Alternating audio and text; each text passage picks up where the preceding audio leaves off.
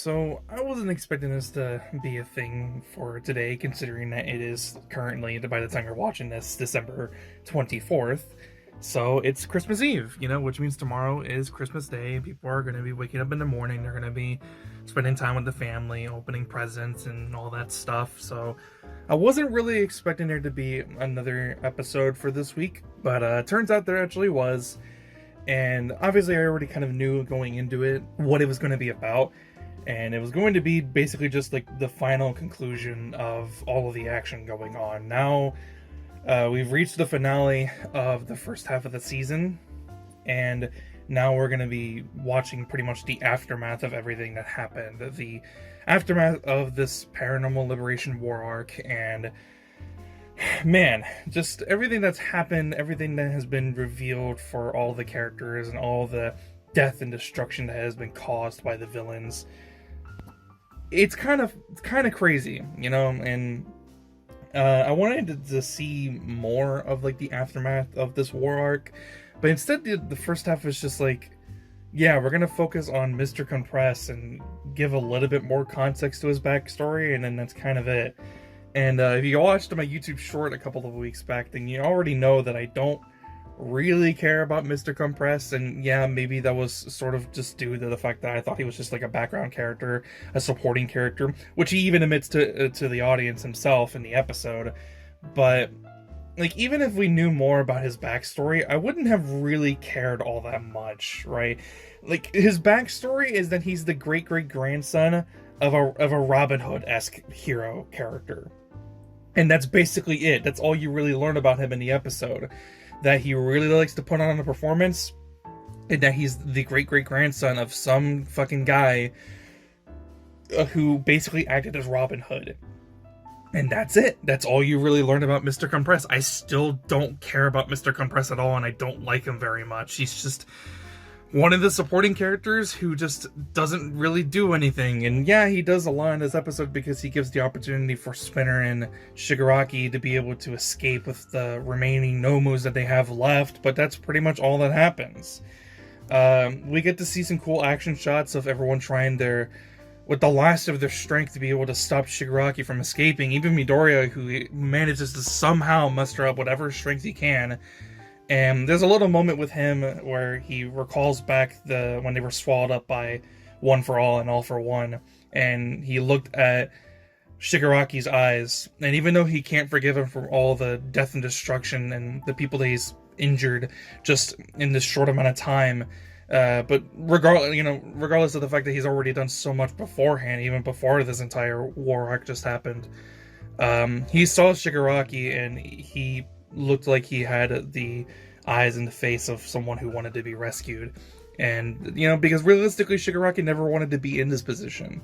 He never wanted to accidentally murder his family. He never wanted to end up being the now wielder of All for One and basically being possessed on almost a daily basis from All for One. He never wanted any of this to happen, right? Shigaraki was just a victim of happenstance and the situation that he was put in, and no one saved him. But even Deku could acknowledge that even he can see that Shigaraki has the look of someone who wanted to be rescued at one point, and maybe even still does to some degree.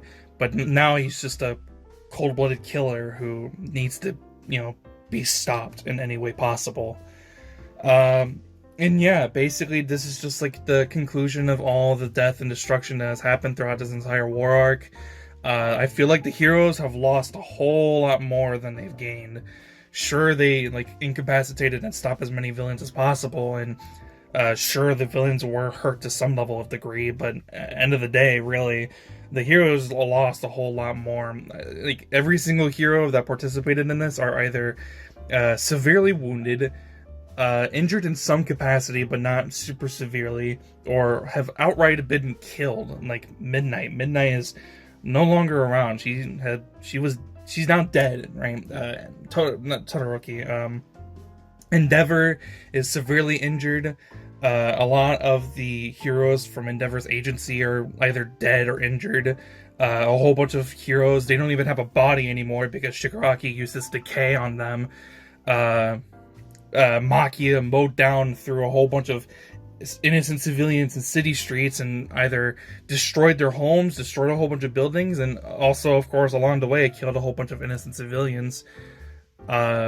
A lot of shit has gone down, and obviously the aftermath of what we're going to be seeing from the start for next week's episode, depending on if they're going to have an episode next week, because next week is the 31st on Saturday, so I don't know if they're going to have an episode. Most likely not, so you're probably not going to see a video until the next Saturday, which is 2 weeks from now. But we're going to be seeing the aftermath of the whole entire society of, you know, regular civilians having doubts about the state of the hero society and heroes in general, and everyone trying to just recover in any way that they can, you know, bury their dead, heal their injured, and do whatever they can in order to be able to fight back against whatever villains are still around, you know, whatever heroes weren't even, you know, even on the top echelon, right? Like, some of the top heroes have been completely fucking taken out. Some of the, like, the lower ranking ones are gonna have to do whatever they can, and they're gonna have to pull their weight, because, you know, top heroes like Hawks and Mirko and Fat Gum and Mount Lady and Kamui Woods and everyone, they're all currently either dead or incapacitated and severely injured. So it's gonna be interesting to see what ends up happening after all this and what the second half of the season's going to be about, because I have no idea what's actually even going to end up happening, you know. But like I've been saying for the past couple of weeks, season 6 has just been really enjoyable so far.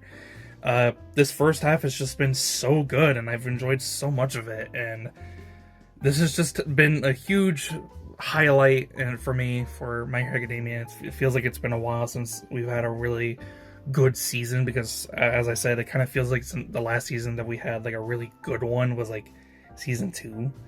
Season 6 has been really enjoyable. I've really been really been loving this. Who knows what's gonna happen next? Obviously I don't know, because I don't read the manga. I could obviously go ahead and just read ahead with the manga, but I'd rather just go ahead and wait patiently, you know, spend some time with the family and wait until we get the next episode, whenever that may be. But yeah, I'm gonna go ahead and wrap things up.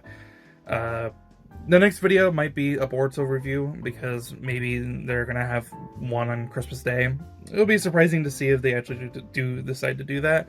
But for those of you who turn out for the My Hero Academia videos, I hope you guys have a lovely Christmas. You know, have a very Merry Christmas, and hope you guys have a good time with your family, and you get all the presents that you ever want.